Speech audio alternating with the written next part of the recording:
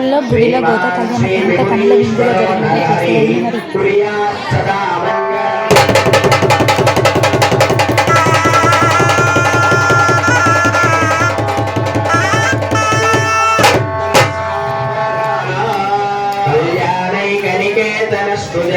కళ్యాణ సందాయక కళ్యాణ ప్రణకీర్తన గుణనిధి కళ్యాణ కళ్యాణద కళ్యాణాద్రి సమాన సార విభవత్ కళ్యాణ సారాత్మక శ్రీమాన్ శ్రీ విభురీశ్వరో నరహరి కుర్యాత్ సదా మంగళం.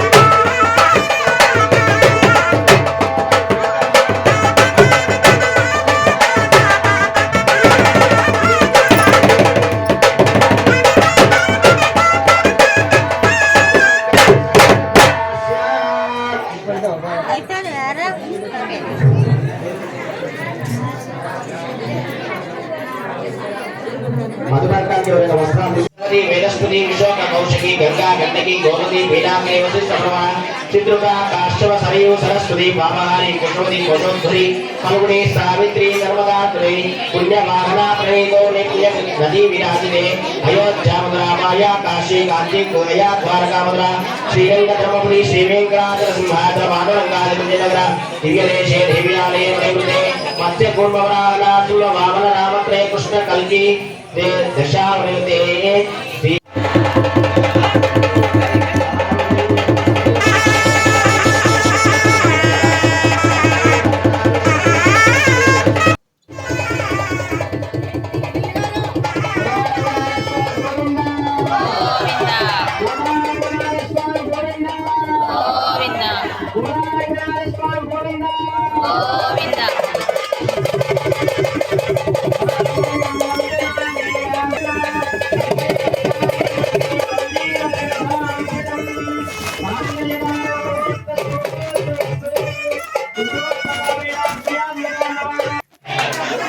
श्रीरामपत्नी जनकस्य पुत्री सीतांगना सुंदरी कोमलांगी श्री विष्णुवती भुवनैकमाता वराभ्यां वरदा भवन्तु सावधाना मूर्ते सावधाना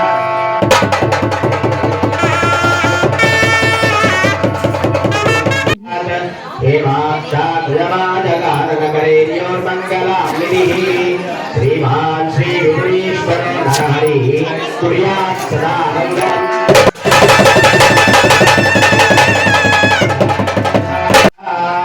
श्रीमान श्री विभुरीश्वर नरहरि कुर्यात् सदा मंगलम्।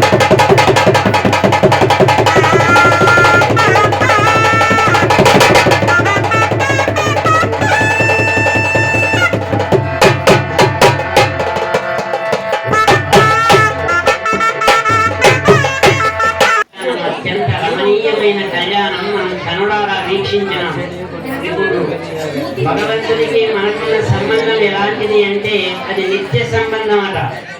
మనకున్న సంతానంతో ఉన్న సంబంధం శారీరక సంబంధం, అది నిత్యమైనది కాదు. భగవంతుడితో ఉన్న సంబంధమే నిత్యమైనది, శాశ్వతమైనటువంటిది. అందుకొరకే భగవంతుడి కళ్యాణం ఒక అపూర్వ అద్భుతమైనటువంటి సన్నివేశం. ఇది ప్రతి ఒక్కరికి ధరింపజేసేటువంటిది. దాన్ని అంటారు ఏమిటి అంటే దాన్ని చెప్పారు. నీతి నాటి నిత్య బంధం మనకతే ఒక రసవ ప్రబంధం. యుగ యుగాలు గడచిన అవతార ధర్మం మారిన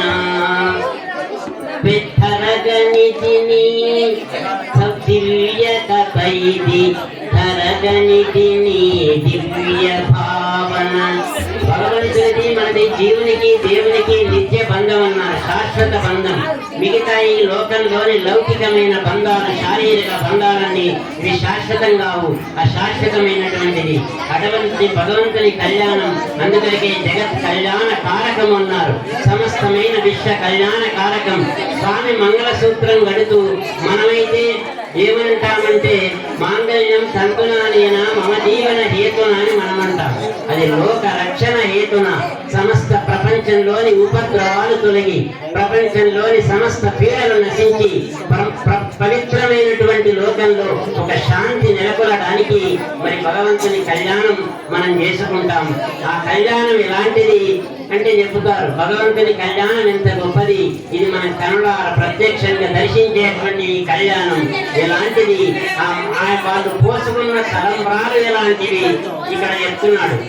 నిగమములకు మూలమా నీలములకు నీలమా కనుల ముందు కదలుతున్న గోదా కళ్యాణమా. నిగమములకు మూలము, వేదాలకు మూలమైనటువంటిది. అటువంటి పరమ పవిత్రమైనటువంటి ఉపనిషత్ ప్రతిపాద్యమైన ఏ పరబ్రహ్మమైతే ఉన్నదో, ఏ భగవంతుడైతే ఉన్నాడో అతని కళ్యాణం ఇది సకల లోక కళ్యాణం. ఇది వేదాలకు మూలమైనటువంటిది. ఇటువంటిది కళ్యాణం ఎలాంటిది అంటే ఆకాశం నీ కోసం నిలిచే చలువ పందిరిగా, భూదేవి నీ కోసం నిలిచే పెళ్లి పీటగా, జరుగును నీ కళ్యాణం జగమంతా కళ్యాణం, జరుగును నీ కళ్యాణం జగమంతా సౌభాగ్యం. సమస్త జగతికి సౌభాగ్యాన్ని ఇచ్చేటువంటి నీ కళ్యాణం ఇది లోక రక్షణ కొరకు, జగత్ కళ్యాణం కొరకు ఈ కమనీయమైన నీ కళ్యాణం. దీన్ని తిలకించడం అంటే ఈ కళ్యాణాన్ని దర్శించడం, ప్రత్యక్షంగా వీక్షించడం ఇది అనంతమైన పుణ్యప్రదమని మనకు చెబుతారు. మన ప్రతి కార్యక్రమంలో భారతీయ పురాతన సంస్కృతి ఎంత గొప్పది, మన సనాతన ధర్మం ఎంత గొప్పది అంటే ప్రతిదీ మంత్రపూతంగా జరుగుతుంది. మంత్రం ఇప్పుడు అపవిత్రం పవిత్రోవా. ఇప్పుడు మంత్రపూత జలాన్ని అందరి మీద చల్లినారు. మంత్రపూతమైన అభిమంత్రితమైన జలాన్ని ప్రతి ఒక్కరి మీద చల్లినారు. అన్నింటిని పవిత్రం చేసేటువంటిది. పవిత్రానాం పవిత్రం మంగళానాంచ మంగళం అని చెప్పబడినటువంటి ఒక అపూర్వమైనటువంటి మరి గోదా రంగనాథుల కళ్యాణం మనం ఈనాడు చూసినాం. ఈ కళ్యాణంలో వాళ్ళు మోసుకున్న తలంబ్రాలు ఎలాంటివి అంటే సకల లోకానికి రక్షణ కలిగించేది అంటాడు. ఇక్కడ అన్నాడు లాస్ట్ చివరిలో పావనములవి ధన్య జీవనములవి సకల జగతికి శుభములు సంగుగాక. గోదా రంగనాథుల మనోజ్ఞ కలిత లలిత సౌభాగ్య సహిత మంగళ మనోజ్ఞ కళ్యాణ మౌక్తికములు. ఆ గోదా రంగనాథులు పోసుకున్నటువంటి ఆ తలంబ్రాలు ఏవైతే ఉన్నాయో ఆ తలంబ్రాలు సకల లోకాలకు శుభాలను వసందుగాక, సమస్తమైన కళ్యాణాలను ప్రసాదించుగాక అని దీన్ని గురించి చెప్తారు. అటువంటి కళ్యాణం మనం కనులారా వీక్షించడం. మనం ప్రస్తుతం ఆ గోదా రంగనాథుల కళ్యాణ కారణమైనటువంటి ఆ సందర్భంలో ప్రత్యక్షంగా ఉన్నామనే భావనతో మనం ఆ కళ్యాణాన్ని తిలకించాలి. మన జన్మను చరితార్థం చేసుకునే ఒక సన్నివేశం, పుట్టుకనే పునీతం చేసే సన్నివేశం. పరమ పవిత్రమైన గోవింద నామం అంత గొప్పది. అందుకొరకే గోదా రంగనాథుల సందర్భంలో గాని ఏ సందర్భంలో గాని ఆ గోవింద నామాన్ని మనం ఉచ్చరిస్తాం. అది శ్రవణం మాత్రం చేత, చెవుల పడినంత మాత్రం చేత, శిష్య శ్రవణ మాత్రేన అంటాడు. మొత్తం ఈ చెవుల పడినంత మాత్రాన్నే పుట్టుకనే పునీతం చేసే పరమ పవిత్ర దివ్య నామం, పునర్జన్మ లేకుండా చేసే ఏకైక నామం నామం గోవింద నామం. అపార జ్ఞాన సంపన్నులైన ఆది శంకరాచార్యులు అందుకొరకే భజ గోవింద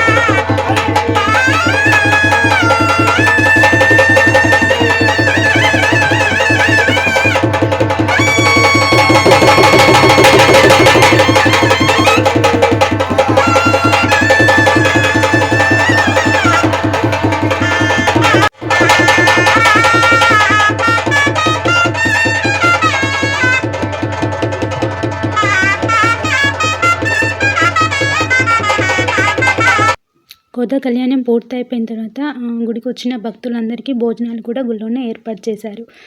మా గుళ్ళో కళ్యాణం ఎలా జరిగిందో కామెంట్ బాక్స్లో కామెంట్ అయితే చేయండి.